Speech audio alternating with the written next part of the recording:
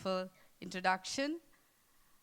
Actually, we people on this earth try doing things all the time. And the topic given to me for today's discussion this morning is about influential leadership. The introduction that was given about me is wholly correct, but at the same time, it cannot be achieved without anybody's influence on our lives. So here, it's a two-way of a coin. We need to be influential, we need to be influenced. So I would be taking this further.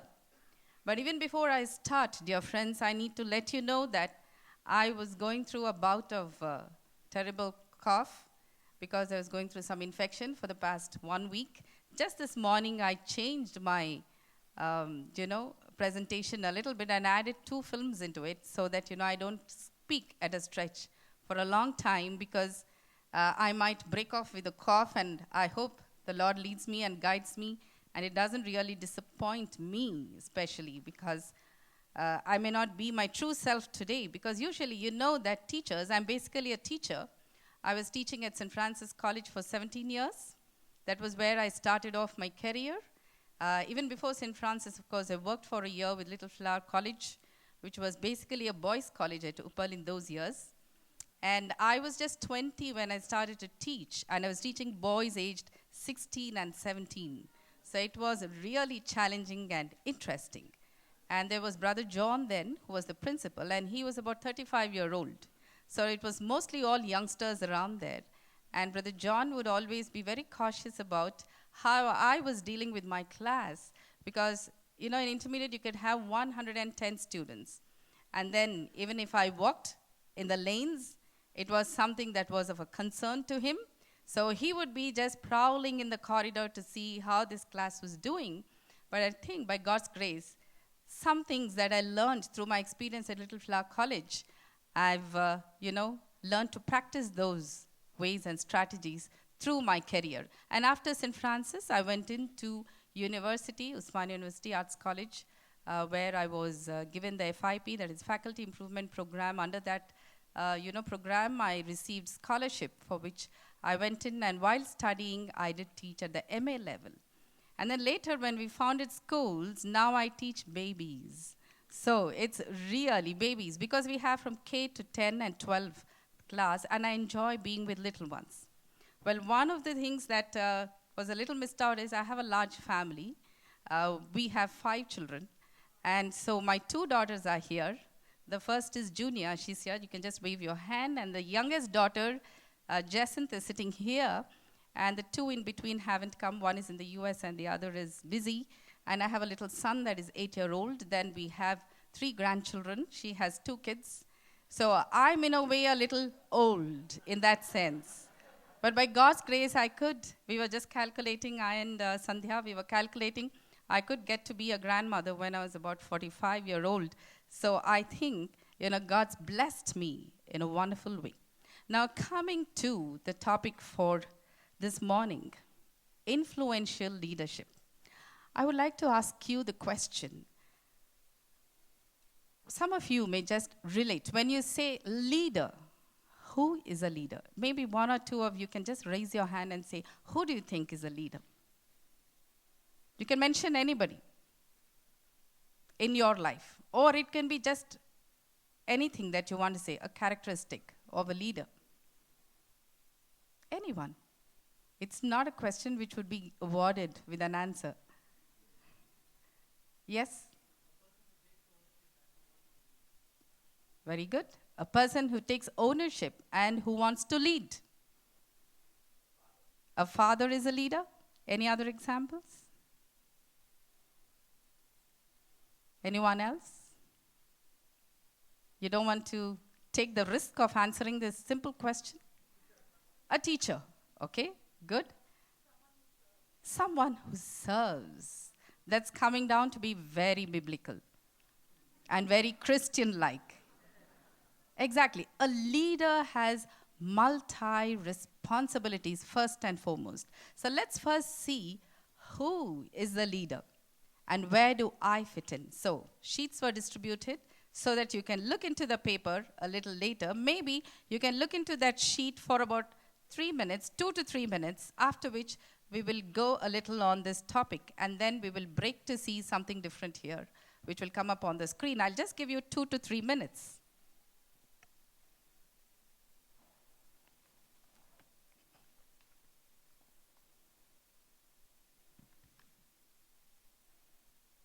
To help you fill whatever you may like, because there are no correct answers. And it's actually very relative. When you read the lines, you can see that it's something personal. You may want to fill it with anything you may wish to, because it's personal and according to how your life has been. So let's see the slide here. Is there something called a born leader? How many of you believe that there is somebody who is a born leader? Yes? Okay. I'm not going to contradict that. A born leader, because when you're born as a little baby, you are not a leader. As you grow up, you're not a leader. But then you learn to be a leader. A little later, people begin to say that you are a leader. And then they recognize to say you are a born leader. But why do you think people begin to call you as a born leader? Anything? Anything you want to contribute to this question?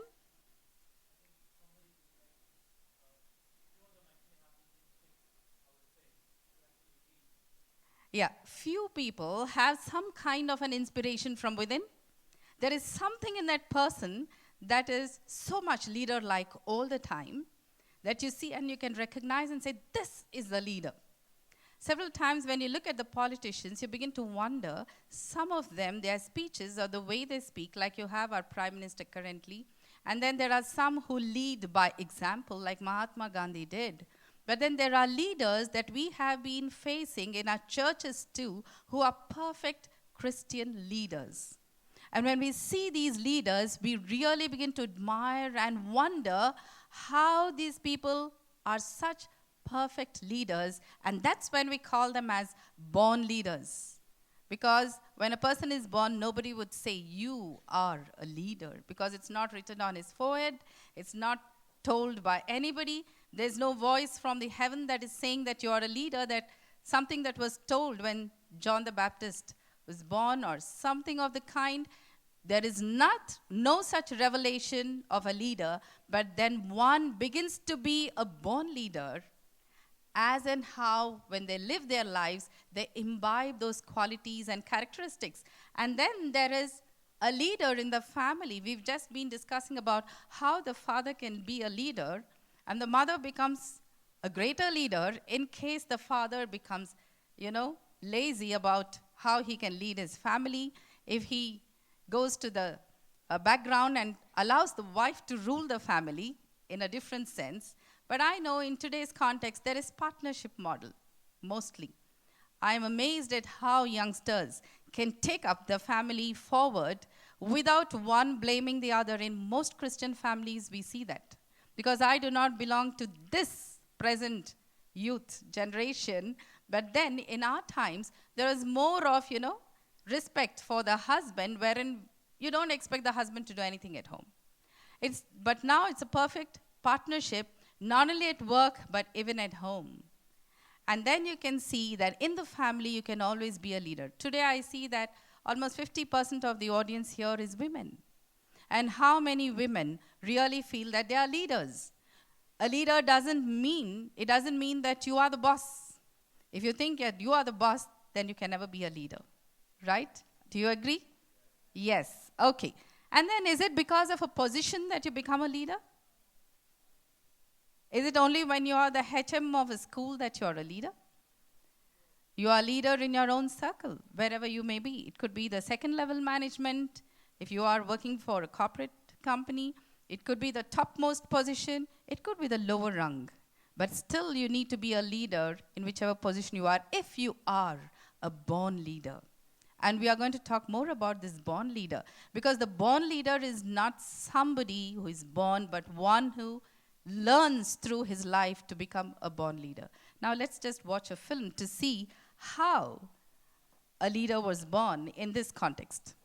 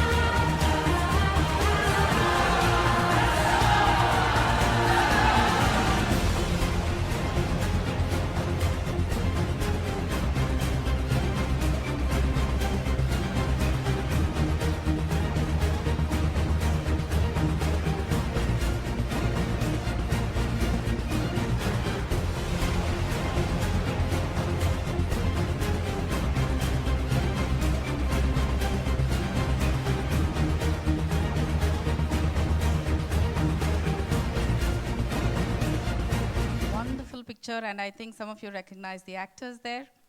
Well, you've seen that this movie is so impactful because did you see one leader? Was there just one leader throughout? No? Yes, there were not just one leader, but there was definitely one super leader. Didn't you see him, the man with the little long hair? Did you notice him? He did come in. But then there are several other leaders behind the scene who were working. This is a story of not the Titanic, but a similar story wherein the ship went into a roughage, and you've seen that the ship was not stable at all. There was water everywhere, and the people were falling all over. And the captain of the ship had seen that there is danger coming. The danger was lurking from far away. He took action, and what did he do? Firstly, he gave directions to all the people on board and to those with him whom he works. And then he gave them directions to see that they can make the ship stable in spite of the rough weather around. So in spite of turmoils, in spite of disturbances, how do we stand firm in our faith? We cannot be all alone. A leader cannot be all alone. How can you be a leader when you do not have followers? And what kind of followers are you looking for? Are you looking for followers who are meek and submissive all the time? Or are you looking for strong followers who are equally strong as you are? That's what this film is trying to show, that your followers need to be as strong as you are. Well, when you have a team following you, now here we are talking in the context of the captain there, but at the same time, let's put ourselves into the picture and see how we can balance out our lives. Maybe some of you are professionals who are just working in a company, but you can make your life more meaningful and more leader-like if you start influencing those around you with what you are doing. So for this, you firstly need to be very passionate about your own work. We are not talking about family right now. We are talking about how we need to move forward as a leader wherever God has placed you. Maybe it's in the family, maybe it's in your workplace, or wherever it may be. But what about the followers? Why does any leader have followers? What is it that makes the leader have some followers? Yes? Impact. He can be very impactful. Anything else? Purpose. You see the purpose and the vision of the leader. And that's when the people follow. Be it a church. In a church, when the pastor says few things, there are followers. The sheep would follow the shepherd. Take the context of your corporate office. Take the context of a teacher. Definitely there would be followers. But why would these followers follow a certain leader? Not just because he's impactful, not just because he has a vision or a purpose, but there's many more characteristics. You can go on listing. Maybe I can get some more characteristics from you. Can you please share a few more thoughts of yours? Anyone can just state one or two more. Pardon me? Lifestyle. Very good. When you see a leader, you need to learn something from his or her lifestyle. The way he walks, or way he talks, or way he conducts himself, maybe his habits, maybe how he moves around, whatever it may be, needs to be impactful. Anything else other than the lifestyle? Accountability. The leader is accountable to his followers. Because in case he is doing something which the followers do not agree with, he needs to review back and check himself. He needs to either convince them, or he needs to transform his thinking, or he needs to change, or he needs to renew it in some way to see that his followers agree with the main vision and with the mission, and then move forward. So he's accountable to his followers. Anything else? Pardon me? Yeah, he brings the real talent out of the people. He sees to it that his followers, if not equal to him, but could be more stronger. Just like a father would like to tend his children and see that the children outgrow him someday. So the leader is never selfish. The leader is trying to see how his followers can do even better and also bring out the talent from his followers and give them the space to grow so that they can also be leaders equal to him. If not, they can even be better to him. Any other thoughts that are in your mind?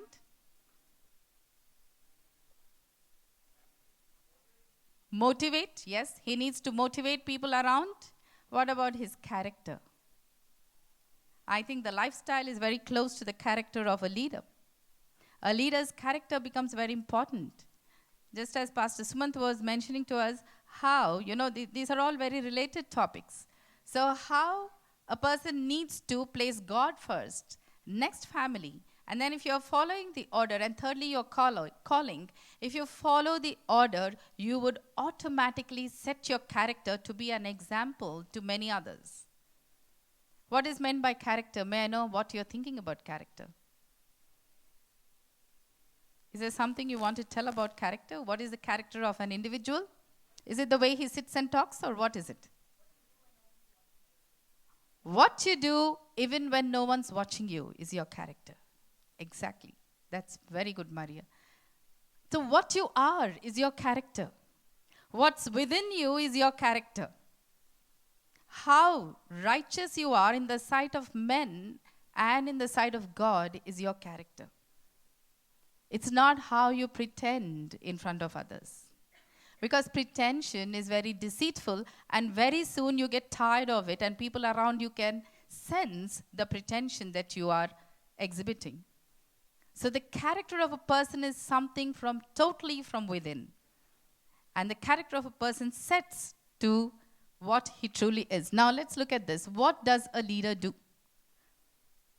What are the things that a leader needs to do? You may be working, like we just now mentioned, in different areas of life. If it's a pastor, the pastor has a vision. We've seen the vision of VC3, that you need to reach out to so many more countries and urban youngsters, urban people. The vision of a church, the vision of a company, the vision of a school, the vision of your family, the vision for your own life.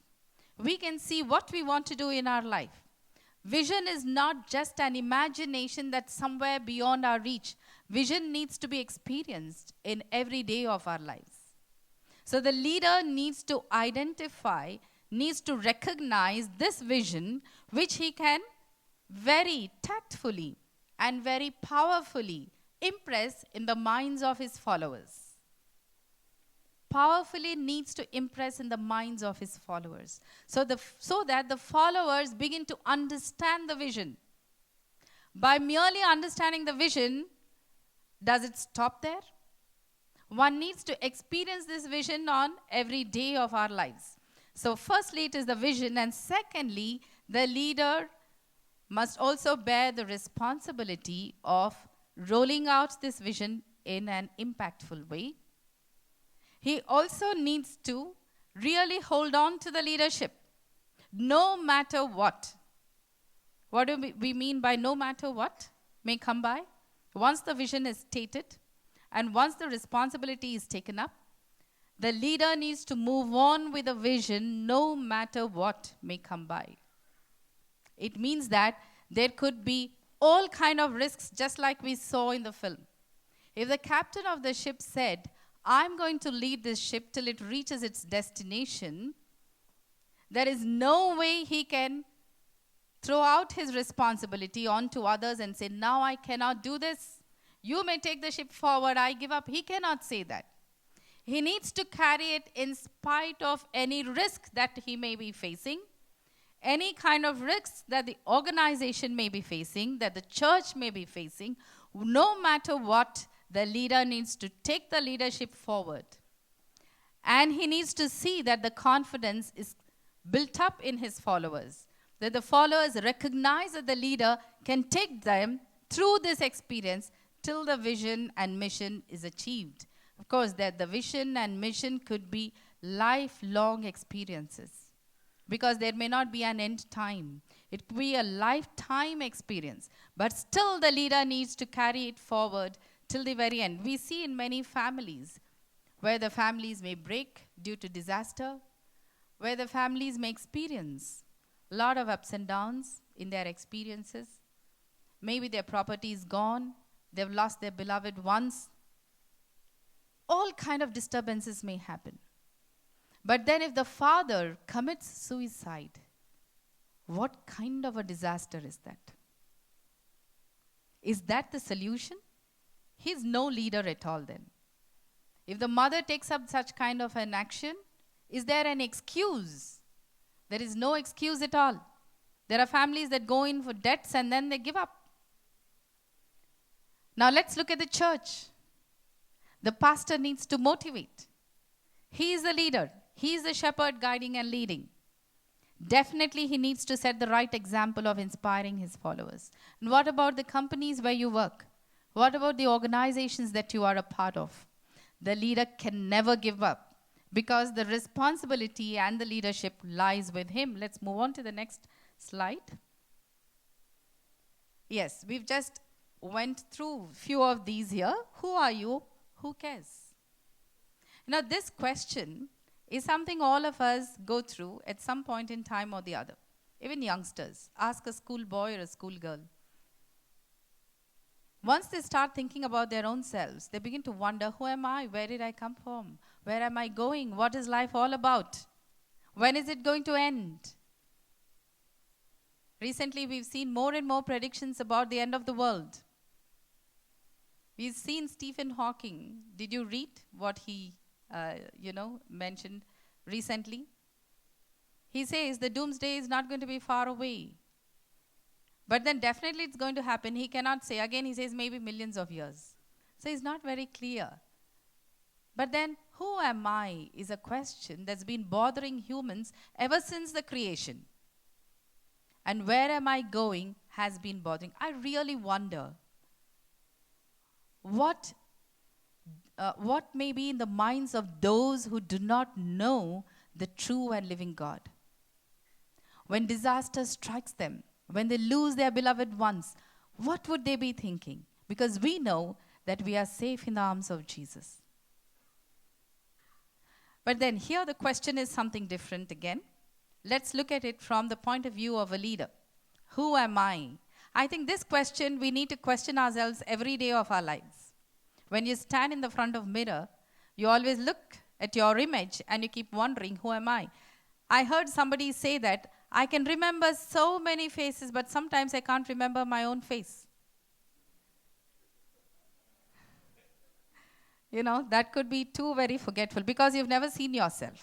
Did you ever see yourself? You cannot. You can only see in the mirror, and the mirror is just an image. It's not your own self. About this one image, this one concept, there's been so much written by psychologists about looking at yourself in the mirror and how you can visualize yourself, what you think about yourself. But what you think about yourself is very, very important and crucial for your life.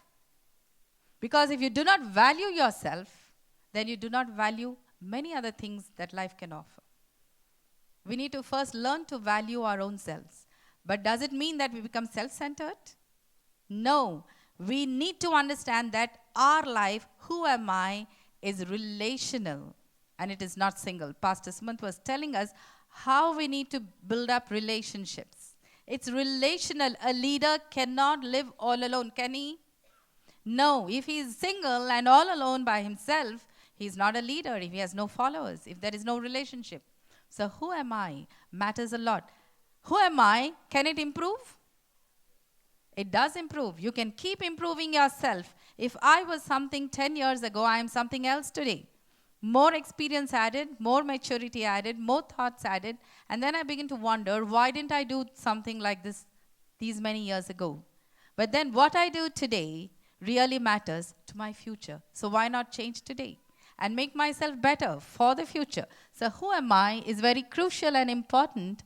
Now coming to the second point, I suppose that most of you are Christians. And this is crucial and central for a Christian life. Forgiveness. Because Jesus came to this earth to forgive us of our sins. A leader needs to all the time remember that he needs to forgive others. There are leaders in today's time, we see some politicians, you see in the movies, wherein they have no heart of forgiveness. They are all powerful, they have followers, they have people around them. They think they are the Maharajas, they think they are the kings and the leaders, and they think no end about themselves because they are powerful. And who gives them the power? The people around them give them the power. Because it's relational again. If you are single, you can't be powerful again. People around you give power. But then, if you do not have the heart of forgiveness, you do not even forgive your own followers. We see in few movies where the leader can kill his followers, either because he is angry or because he doesn't trust them. And trust again is a very relational matter. A leader needs to trust his followers. He needs to forgive his followers when they do mistakes. He needs to be that kind of an individual who could be the most targeted all the time by his followers, and there's a responsibility from the father above, from the boss above. So he is central and crucial in every respect. And who is a leader? We are all leaders. So we are talking about our own selves. Well, and the next is shaping our own selves. Organizational structure. Well, here it's something related to your own work.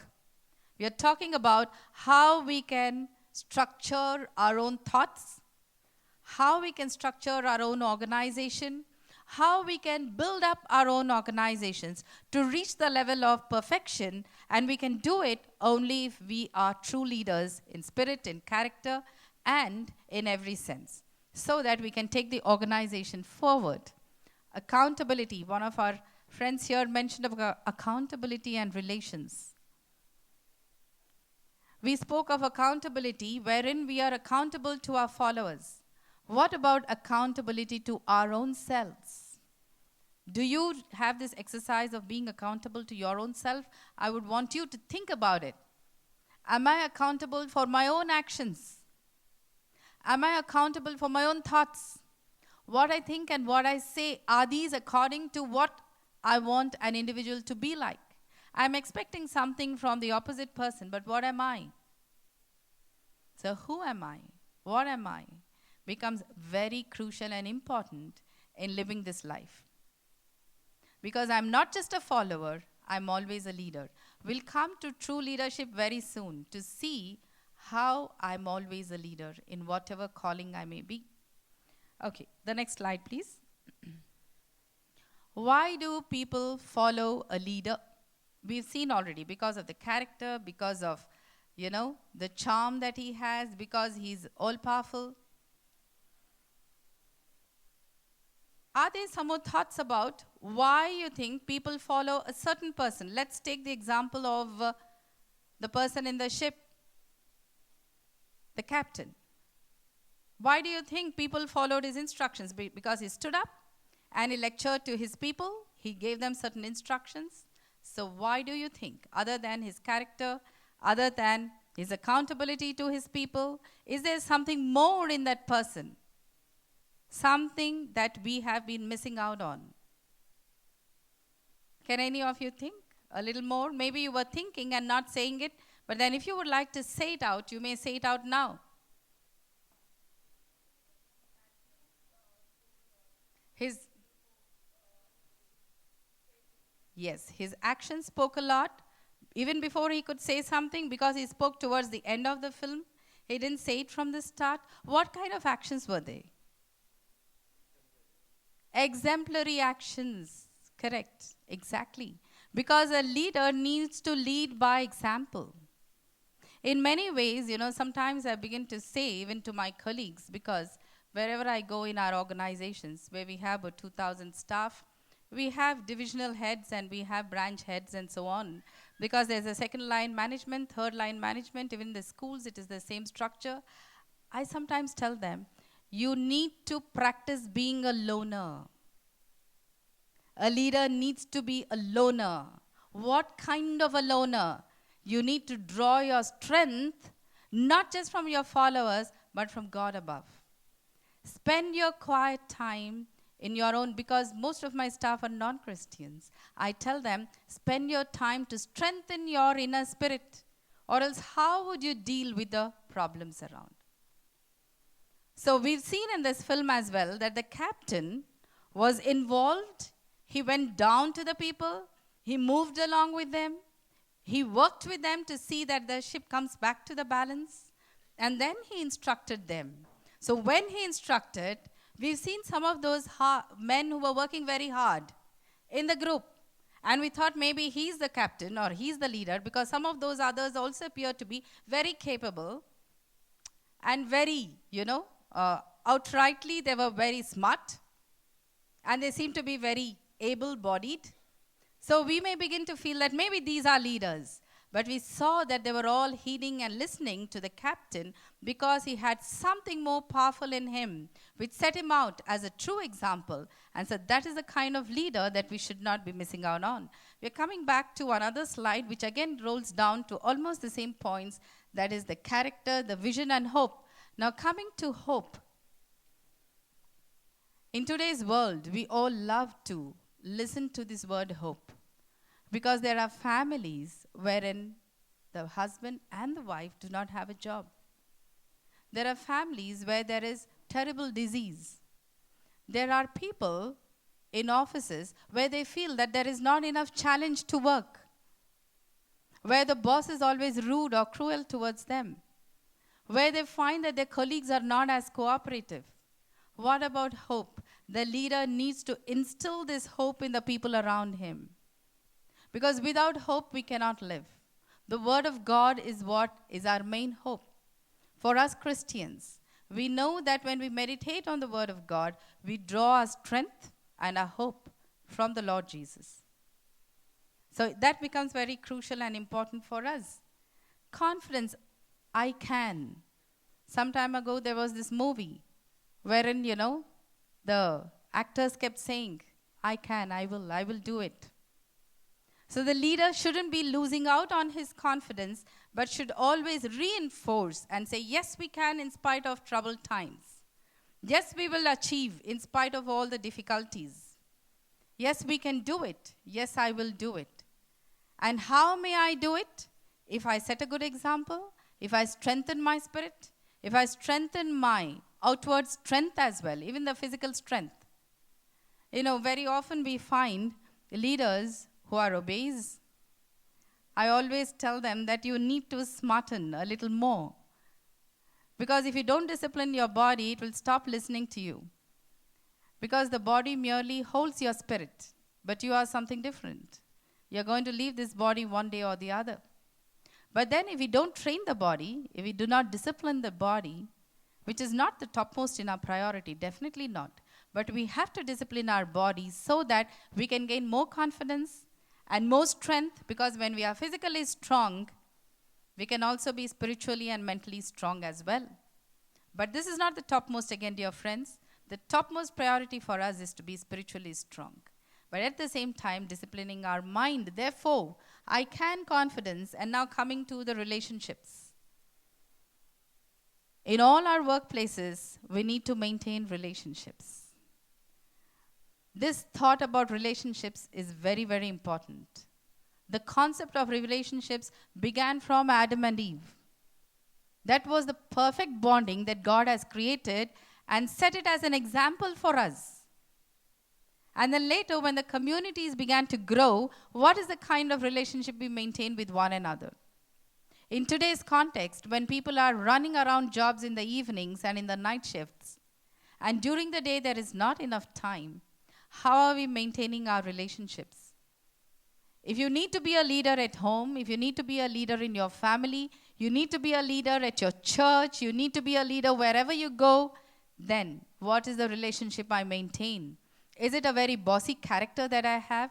Am I just powerful and I want to instruct people around me? Or am I really maintaining relationships? This is a question we need to keep asking ourselves. That is the reason why I've given you this questionnaire here, wherein you can ask yourself and see, what kind of a leader should I be? How does the leader challenge me to do something? And what are the challenges I can take up easily?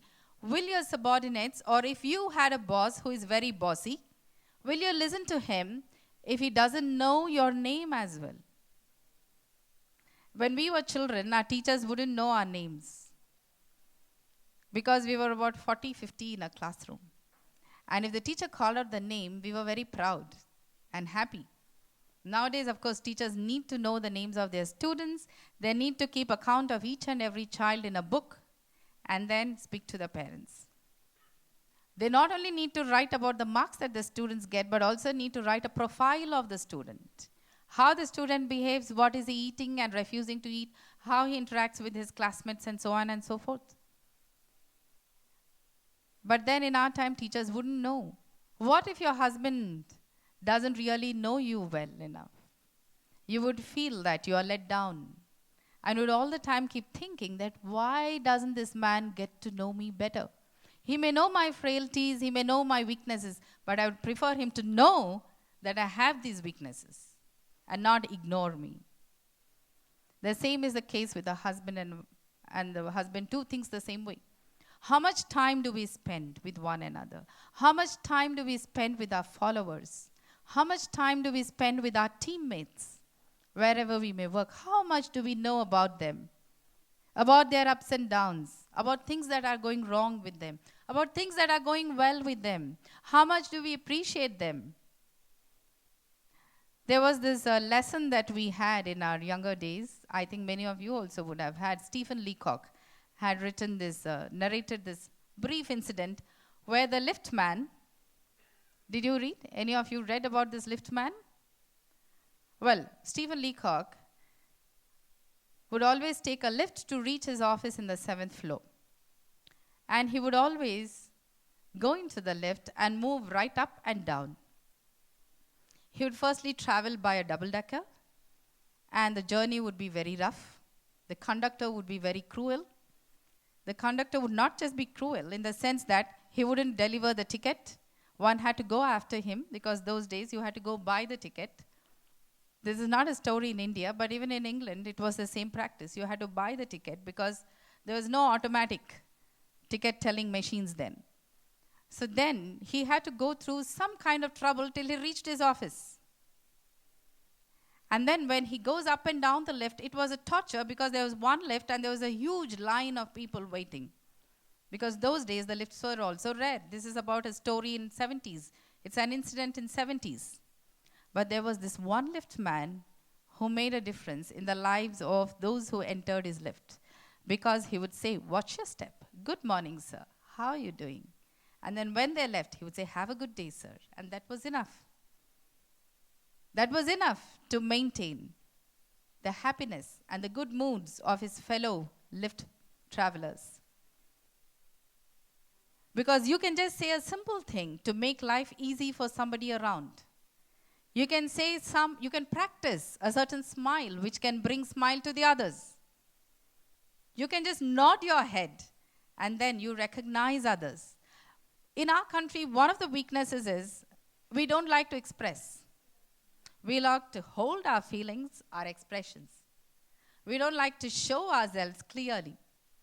Whereas on the other hand, you may have people who are always very expressive. That could sometimes become a nuisance because they're all the time expressing. So if they're expressing too much, then you need to look in their direction even if you don't want to because they're trying to draw our attention.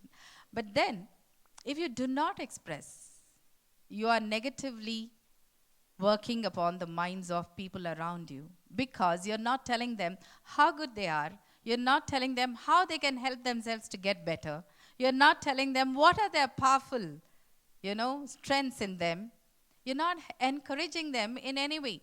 And some of you may be having children because I see even middle-aged people. Do we appreciate our children? Do we tell them you've done well? Do we kiss them and hold them closer? And how many of you take your spouses for granted and not really want to say one kind word to one another through the day? Or is it one-sided? You need to check yourself. Make an effort. In other countries, they use the words which can make the husband or wife feel happy. Like in the Western culture, you may say, "Hello, darling," or How are you, sweetheart, and things like that, which we don't follow in our country. But there are several ways of making the other person feel more happy, liked, and wanted. Do you want to be a leader wherein you say, I don't need anybody around me? I can manage it myself. Do you like such kind of a self-righteous leader? A leader needs to say, I need you. I need my flock. I need my followers to make me complete, to help me be what I am. Yes, then the commitment. If there is a cause and a vision, not just the people, but the leader needs to remind his people of the commitment that we have made. Be it commitment in a church, commitment at work, whatever you have taken up, there needs to be a commitment and the hierarchy so that we respect one another and we see that things are moving forward in a smooth way. The next slide, please. Yes.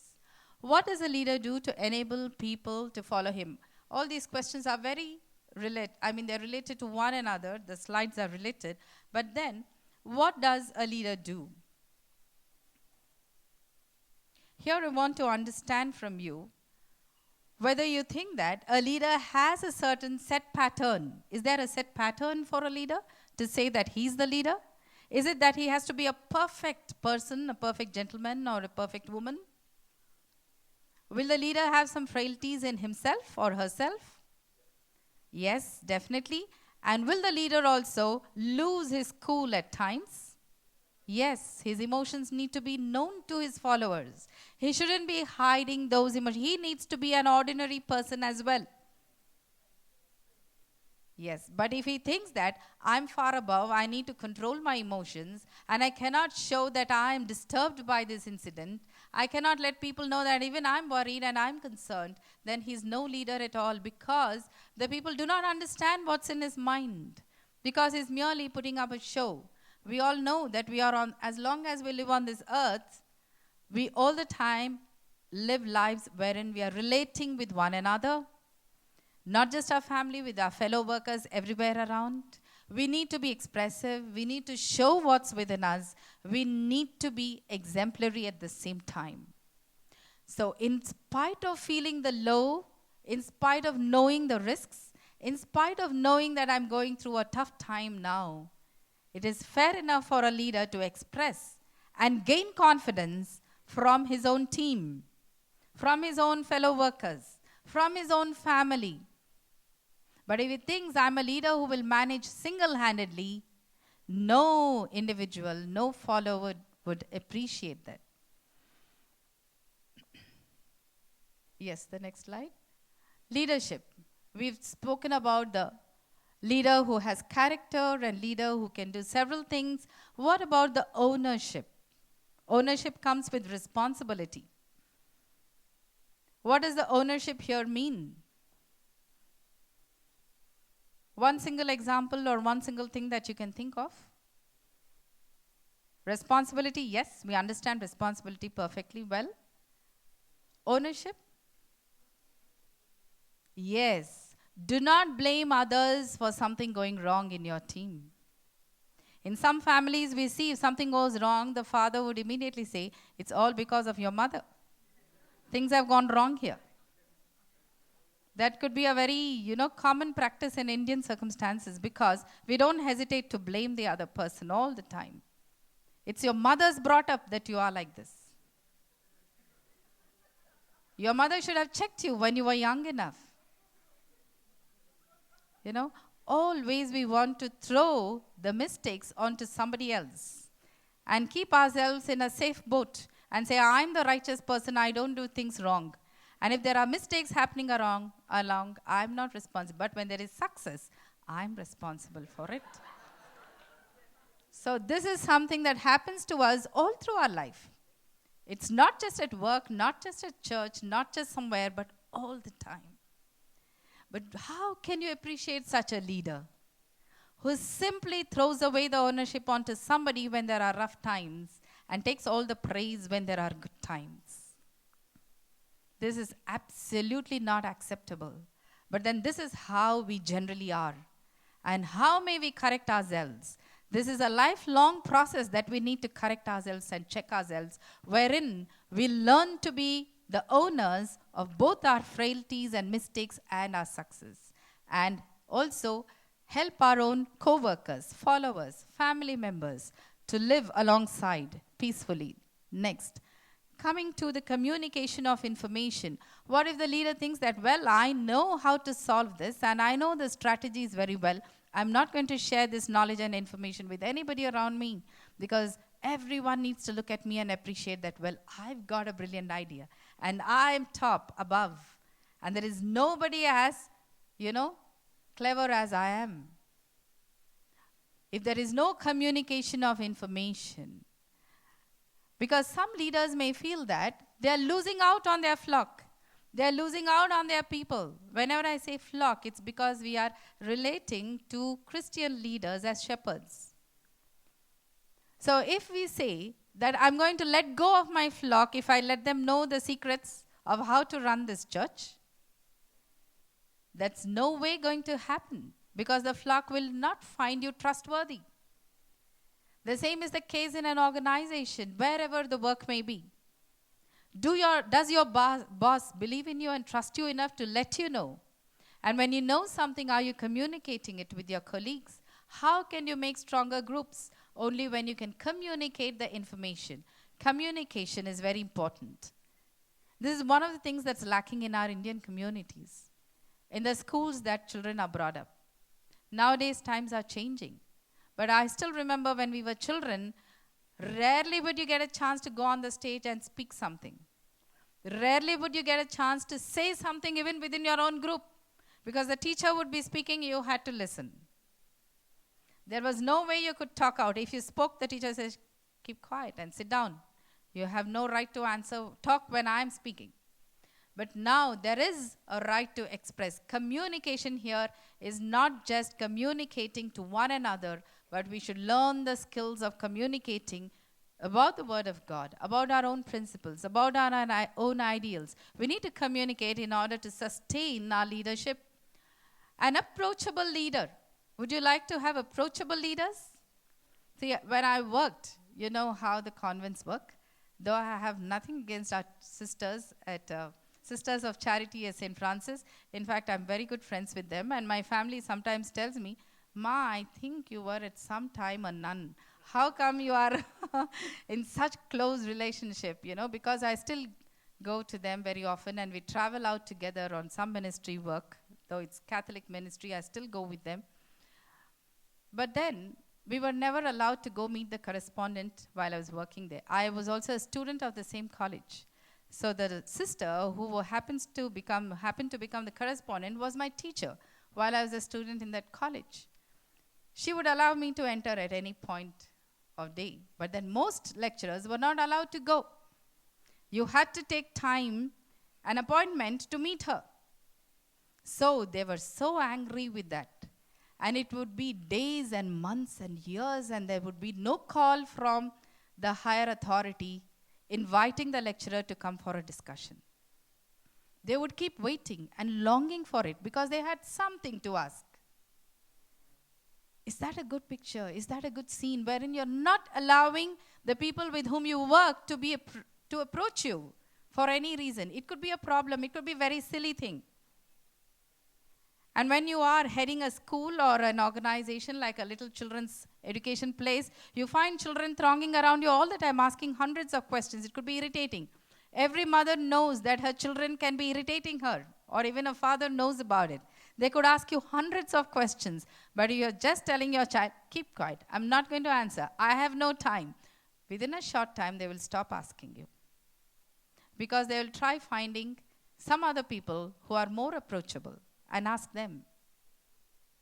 Do not make that mistake because you will lose the bonding, you will lose the relationship, you'll lose the touch. It's only when you are in touch with your subordinates, only when you are in touch and understand what they need, can you really help them out. A leader needs to be supportive, and a leader can be supportive only when you are approachable. And then, trusting relationships. In some cases, it can happen that somebody comes to share something that's bothering them. And if this leader, be it a pastor or the head of an organization, if he lets out this experience of this one person with somebody else, there will not be any more trust in that leader. Allow the relationship to grow with more and more trust. So you need to control your tongue. Communication doesn't mean you say out everything that's coming into you. But then you should know when you can draw a line and say, I control it at this extent. And then relaxed relationship. What I mean by MBWA is, you need to be very relaxed in your relationships. It means that you can't be tough all the time. You can't have a frown because you're a leader. You can't be saying that, well, I'm carrying this forward, so I'm under great stress. Sometimes the mothers may do it. You may say that I'm under great stress. I hope my children understand that I really don't show much stress. They know that I'm always, sometimes it could be negative even. One of my daughters was one day asking me, Mom, why don't you let out a little anger on this particular maid? Because she doesn't at all do the things that you are expecting her to do. No, we may do it. We may be firm. But at the same time, what is my attitude to people around me? What I mean by MBWA is management by walking around. Management by walking around. If the leader is sitting under the fan in a room, an enclosed cubicle, how can that leader get to know the people if he doesn't move around with the people there? So, these are a few of the points and thoughts that we can put down under leadership. There is one important thing here, vulnerable, lifelong learning. Does a leader say that, well, I've now become a leader, I don't need to learn anything? Lifelong learning is a concept that is more and more coming into the present generation. I think all the automation that's happening around us is enabling us to become lifelong learners automatically. Because if one moves on, then there is another ready in the market, another technology readily available. You need to learn. Other than that, you need to be lifelong learners to know how we need to live life. Because when you stop learning, you stop living. You're almost dead. You're at a stagnant level. It is good to be lifelong learners. And a learner is a student, mind you. A learner would never say, I've achieved the maximum, and this is the end of it. A learner needs to continue to learn all his life till the very end. Yes, the next one, please. Yes. There are two definitions here. We will quickly read these definitions. There is much more that you can understand about leaders, but then this definition by James McGregor Burns says, transforming leaderships is a relationship that raises the vision, values, and aspirations of both the leader and the follower to new levels of expectation. If the leader is going to give you certain set standards which will help you be at one level, that's no leader. You should always see how you can grow further up. The expectations need to raise further up so that you go to the next level. The standards may be raised. Running these schools, I always keep telling my colleagues at the schools that it's like a factory. You start in the morning, when you look at your watch, it's already 3 p.m. or it's 2 p.m. You start at 7 a.m. in the morning, and the time just flies by because there are so many things to attend in one school. We have, by the way, about 5 schools, and I keep running from school to school, and then I go to my office. And I see that time is a great constraint for us, at the school especially, because you're molding lives. So, you should always plan to keep raising the platform, raising your levels higher, and that's what a leader needs to do. Inspire his followers to raise their own standards. Then, you need to make a difference. How would you make a difference? A leader needs to have is there a set format for a leader? There is nothing set. There is no set pattern or structure. A leader needs to have something special in him, something special in her, something that's unique and not same. It doesn't mean that you will learn to be something unique, but you need to be yourself, wherein your own personality can influence people around you. I tell my colleagues at my office, where there are mostly gents, you can count the ladies on fingers. And I had an organization where there are mostly gents. But I tell them, when you move out, when you walk, when you talk, every step you take should be influential. How you walk and how you smile and how you stand, your poise is also very important. You need to make a difference when you enter a room. People need to look up to you and say that, well, she inspires me or he inspires just by one word that he or she says, just by the smile, just by the warmth. Wouldn't you like to have people around you who recognize you and say something special to you?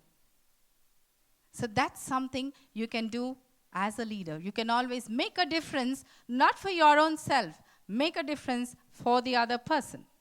Now, to see how life can make a difference by being just yourself, we will watch a film here, a video, and this video.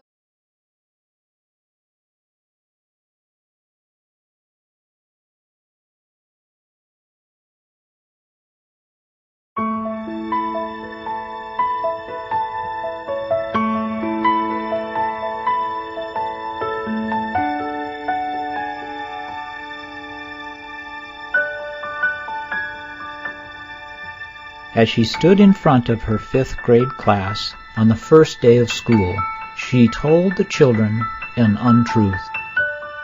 Like most teachers, she looked at her students and said that she loved them all the same.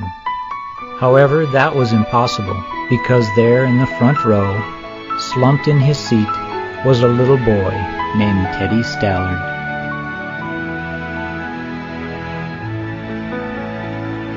Miss Thompson had watched Teddy the year before and noticed that he didn't play well with other children, that his clothes were messy, and that he constantly needed a bath.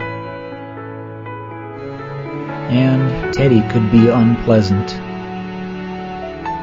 It got to the point where Miss Thompson would actually take delight in marking his papers with a broad red pen, making bold X's, and then putting a big F at the top of his papers.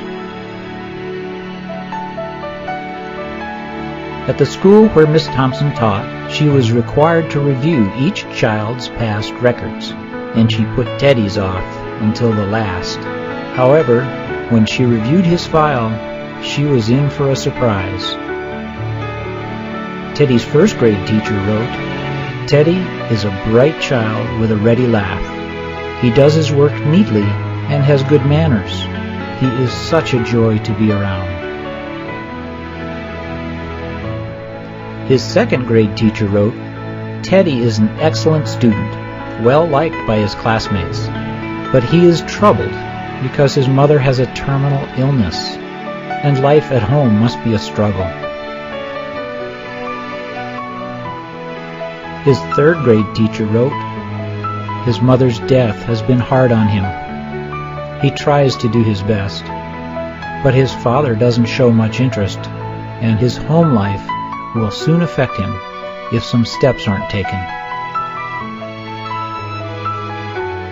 Teddy's 4th grade teacher wrote, "Teddy is withdrawn and doesn't show much interest in school.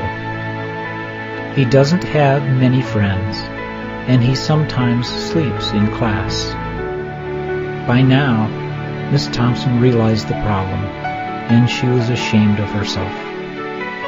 She felt even worse when her students brought her Christmas presents, wrapped in beautiful ribbons and bright paper, except for Teddy's. His present was clumsily wrapped in heavy brown paper that he got from a grocery bag.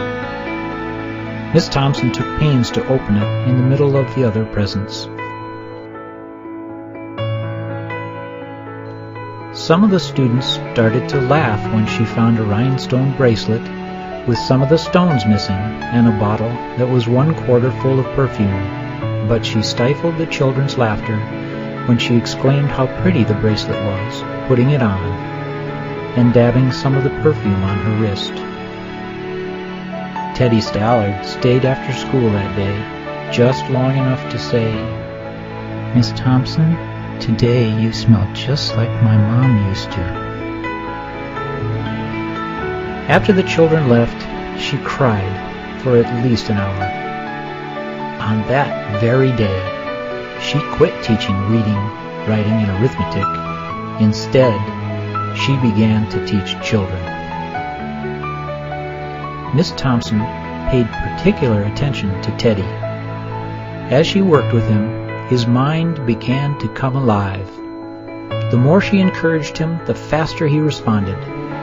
By the end of the year, Teddy had become one of the smartest children in the class.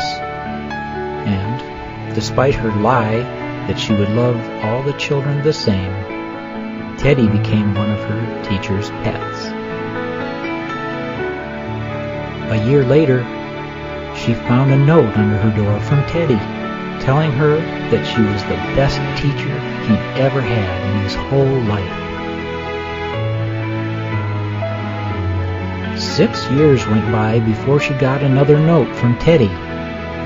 He then wrote that he had finished high school third in his class, and she was still the best teacher he ever had in his whole life. 4 years after that, she got another letter, saying that while things had been tough at times, he'd stayed in school. He'd stuck with it and would soon graduate from college with the highest of honors. Again, he assured Miss Thompson that she was still the best and favorite teacher he'd ever had. Then 4 more years passed, and yet another letter came. After he got his bachelor's degree, he had decided to go a little further. She was still the best and favorite teacher he'd ever had. But now his name was a little longer. The letter was signed Theodore F. Stallard, M.D. The story does not end here. There was yet another letter that spring. Teddy said he'd met this girl and was going to be married. He explained that his father had died a couple of years ago, and he was wondering if Miss Thompson might agree to sit at the wedding in the place that was usually reserved for the mother of the groom. Of course, Miss Thompson did, and guess what? She wore that bracelet, the one with several rhinestones missing. Moreover, she made sure she was wearing the perfume that Teddy remembered his mother wearing on their last Christmas together. They hugged each other, and Dr. Stallard whispered in Miss Thompson's ear, "Thank you for believing in me. Thank you so much for making me feel important and showing me that I could make a difference." Miss Thompson, with tears in her eyes, whispered back. She said, "Teddy, you have it all wrong. You were the one who taught me that I could make a difference. I didn't know how to teach until I met you."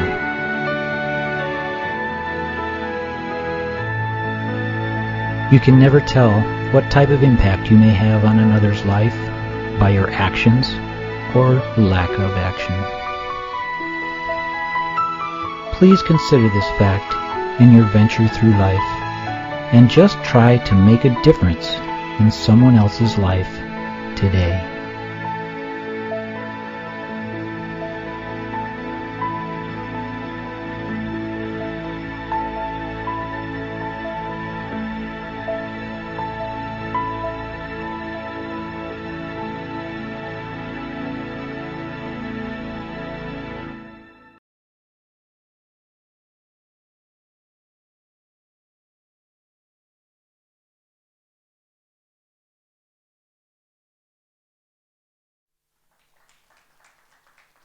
Yeah, dear friends, I think some of you even had tears in your eyes because it's such a touching story.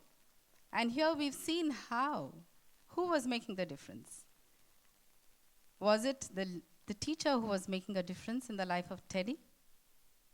Or was it Teddy who made a difference in the life of the teacher? So towards the end, you would see that the teacher also learned a lot more from Teddy. Yes. So she really learned to be a human being. She really learned what teaching was. We need to have passion for our calling. I will need to be involved as leaders in what we may do. Very quickly, I will just move you through what biblical leadership is like. The biblical leadership, when you follow the Bible and when you meditate on the Word of God, it's something that happens automatic in your life. You have the power to serve. A leader doesn't merely remain as a powerful head, but you have the power to serve people around you. That's what we've seen in the story as well. The teacher began to serve the student because she helped him day by day to become what he was much later. There is mutual interdependence on one another. The leader is not singled out. The leader learns, and in turn, he teaches. The character and values of an individual are very important. You need to leave an impression, and ultimately, you are accountable to God. According to Romans 12 chapter, it says, we need to offer ourselves as a gift to the people around us. I'm sure you all know what a gift does. A gift is something that makes others happy, whatever the gift may be. It is treasured by people around us. So we need to offer ourselves as gift to people around us, which means people need to enjoy living with us. People need to enjoy working with us. People need to see and learn from us. This is what we need to be like. Continually we need to renew our energies. And how can we renew our energies? We can do that only in the presence of God Almighty. And we can do that only by reading the scripture and leading prayerful life. Most of the women here, I'm sure, you draw your strength from Proverbs 31st chapter, which says that the woman needs to wake up early in the morning, needs to work hard through the day to keep her family happy, cheerful, and going, needs to bring food, cook, and serve the family, needs to as well work and bring in things for the family. There are so many examples of women leaders in the Bible. You also have men leaders in the Bible, be it from Moses, Joseph, King David, several others. But the favorite I can say above all is St. Paul, because he relates to our present conditions, our present times. You know, he is one person who almost turned the world upside down. How did he do that? He traveled all over to several countries. He went almost unto the depths of the earth with the word of God. And many of you know the story of St. Paul, what kind of a person he was. He was a very powerful person, but he was self-righteous. He was judgmental. He was selfish. And then he became a people servant. So as leaders, are we serving the people around us? The servanthood in us needs to be more outstanding than merely being powerful leaders.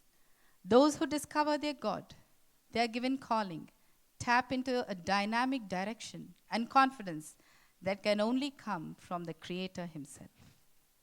Thank you.